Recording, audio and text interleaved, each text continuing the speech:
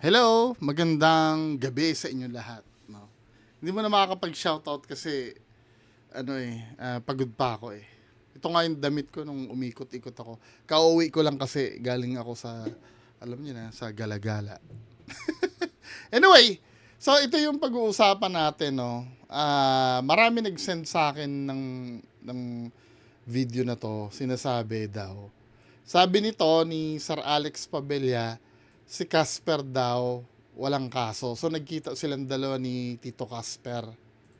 Pakinggan nga natin to mga men. Galing na kami ng presinto. Walang kaso. Neil. Oo, sana naman itigil-tigil na ninyo ang paninira dito sa taong ito. Kay paring Casper. At baka sabihin ninyo hindi kami pumasok kami sa loob. At talagang bawal lang mag-video. Oo, at walang kaso. GMA Cavite, General Mariano Alvarez. Diyan kami galing sa presinto. Dito po. Okay. So meaning sinungaling si Sir Ralph Kalinisan na finailan ka ng kaso. Tinanong ko kasi si attorney Mikey Go dyan. Sabi ko ganon.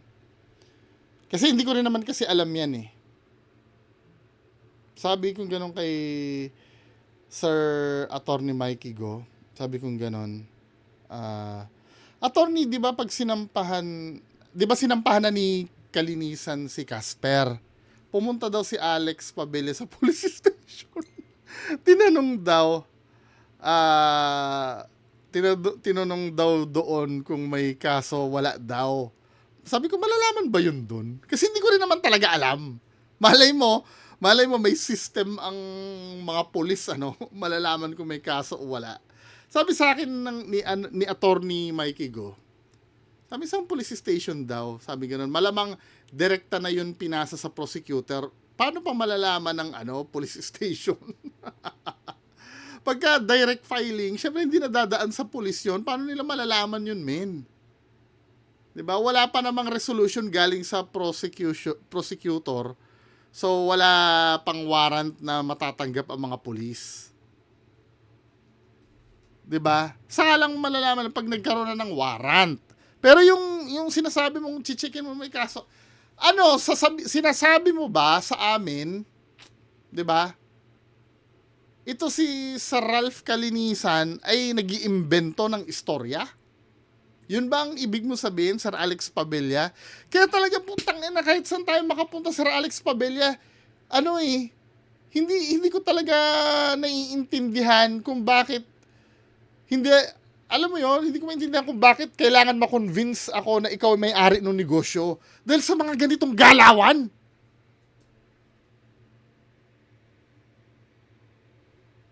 Kaya siguro yung iba naiintindihan ako, kaya nagdududa ako kasi sa totoo lang, Sir Alex Pabella, ka-stupiduhan to eh. I'm so sorry ha. Baka magdamdam ka na naman sa akin. 'Di ba?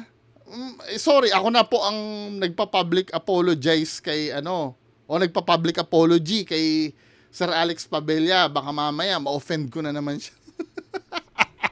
Sasabihin ko na napaka-stupido naman ito, sir. 'Di ba? Ano ba ito? Ano bang gusto mong gawin? Ng false hope si Casper? Ito nga updated eh. Saan ba 'yon? Sorry. Anuhin natin ha, yung pinost ni Tito Ralph Kalinisan. Ayan na nga nakalagay dito The National Police Commission welcomed filing of an additional criminal complaint by the CIDG against Norman Mangusin, aka Francis Leo Marcos, Edmund Soner Saranya. Ito na lang, no? 'Di ba? Gamitin natin yung logic natin. Ito si Sir Ralph Kalinisan, sa Napolcom to. Taong gobyerno to. Hindi niya sisirain yung karir niya para gumawa ng peking balita na sinampahan si Casper. Ito si Sir Alex Pabella, ang dami na nating napatunayan na ito ay nagsisinungaling. Sir naman. Sir.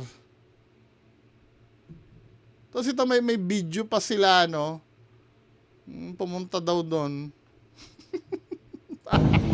Hindi bawal yan. Nandito kami ni Paring Caspero sa presinto ng General Mariano Alvarez. Nag-comment si si Ralph Kalinisan. Ano tong daga tapos tumatawa?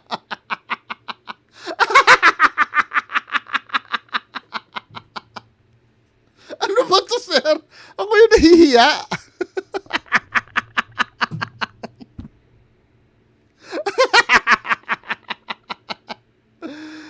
Ay, nako, Diyos ko. Sabi ko, daga daw. Aware pala si Sir Ralph Kalinisan na daga ang tawag sa'yo. Nag-emoji siya ng daga o tapos sumataw. Ano ba? Talaga sa pare, ano? Oo nga, pare. Oo, para malaman natin kung meron talaga o wala. Kasi sabi niyo, meron eh. Ayan o, dito kami o. Galing na kami ng presinto. Walang kaso. Nag-comment si Sir Ralph Kalinisan. Daga, tapos tumatawa. Bullshit. Sana naman, itigil-tigil na ninyo ang paninira dito sa taong ito. Ay, Kay nako, Paring Diyos Casper. ko. At baka sabihin ninyo, hindi kami pumasok kami sa loob. At talagang bawal lang mag-video. Oo, at walang kaso. GMA Cavite, General Mariano Alvarez. Diyan kami galing sa presinto. Dito po. Oh my Okay. Galing na kami ng Tapos ngayon, ako pa yung aawayin nyo kung ba't nagdududa ako na siya yung may-ari ng gasolinahan. Tapos gagawing operations manager daw si Casper. Nandito ang trumpang di Calibre. Paring Casper. Senyor. At ang Buyong Explorer. Sanib kursa tayo ngayon. Sanib kursa sa kabutihan at sa kabaitan. Ganyan kami. Kabutihan, sinungaling ka nga eh. Dami mong sinasabing hindi totoo eh. Sir Alex Pabella naman eh. Ito ay, baka naman kayo magulat, si Paring Casper. Siyempre, may negosyo ako. Tukunin ko siyang operation manager sa isang branch. Sana na may wag na nyo masamayin sa kanyang manager. Tukunin ko siyang operation manager sa isang branch. Operation manager daw. O operations manager sa isang branch.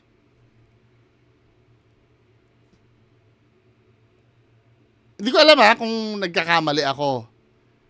Kasi ang alam ko sa operations manager, under niyan mga branch manager do sa isang area. Kung isang branch lang, branch manager yon. Hindi operations manager. Operation manager.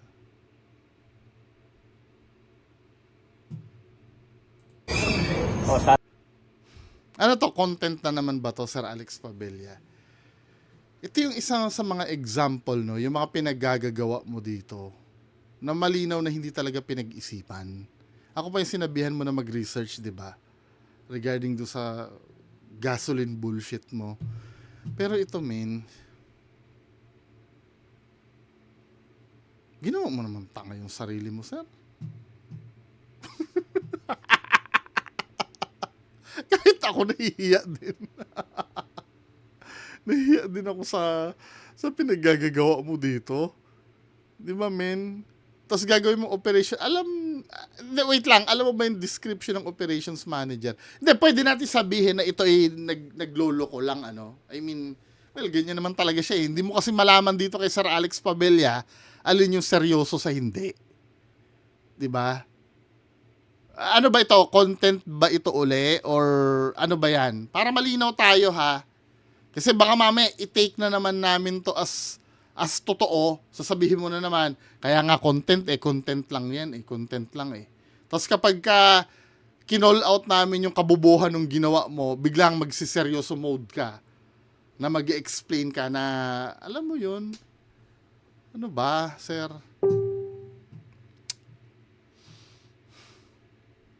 Ganyan naman tayo kabobo. Tinatanong ko lang, hindi ko sinasabing bobo ka. Pero ganyan na ba talaga kabobo yung Ngayon naman, Sir Casper, no, nagiging confident ka na naman. 'Di ba? Ang payo ko, lalo nang pinatawad ka ni Sir The Kings, may nag-comment sa akin na ang tanga mo daw na sana naglaylo ka na lang muna. 'Di ba? Pero yan ang talaga. May sinasabi sa akin sino ba nagsabi sa akin? Si Olive Oil yata yon. Nag-comment sa akin si Olive Oil. Sabi ni Olive Oil, ikaw kasi bungo nananawagan ka na natulungan si Casper. Ngayon tinulungan daw si Casper. Parang kumukontra daw ako. Ang sabi ko, tulungan si Casper, hindi gamitin sa vlog. hindi palakihin na naman ang ulo. Obviously, ito si Casper medyo may pagka-eng-eng dito. Lalaki din ang ulo nito, men. Alam mo, yung simpatya na binigay sa'yo ng tao, dapat pinahalagahan mo na 'Di ba? Pero to be fair naman, hindi ka pa naman nagsasalita, no? Hindi ka pa naman nagsasalita ng kayabangan. For now, I don't know kung by this time na inere ko itong video nagyayabang ka na, hindi ko alam. Pero sana wag, 'di ba? Yung pangiti-ngiti mo kasi na yan, parang tumataas na naman yung confidence mo Wala ka ng second chance, men. 'Di ba may mga taong naawa na sa'yo, okay na yun. 'Di ba? Tapos ngayong ngingiti-ngiti ka na naman, well, hindi naman siya nagsasalita, no? Inuulit ko. Okay pa yan for now. Pero kung sasakay ka na naman sa pakulo nito ni Sir Alex Pabella, sa bagay kasi tinulungan ka, no? Ni Sir Alex Pabella. Pag tinulungan ka ni Sir Alex Pabella, syempre magbabayad ka na naman ng utang na loob kasi amo mo na naman. Hindi ka na natuto. Kahit na mali na naman yung gagawin ng magiging boss mo nga, loyal ka mapapahama ka na naman, men. Ano ba? Wala ka ng pagiging totoo dyan sa gagawin mo. Ano ba? Casper. Ngayon, yung nagdaldal pa kayo na ganyan na walang kaso, na basa pa ni Sir Ralph Calinisan, lalong gaganahan yan na ipursige yan. Bullshit kasi. Anyway, mga kababayan ko, no? So, sorry medyo talaga inaantok na ako Magandang gabi sa inyo lahat. Bye-bye.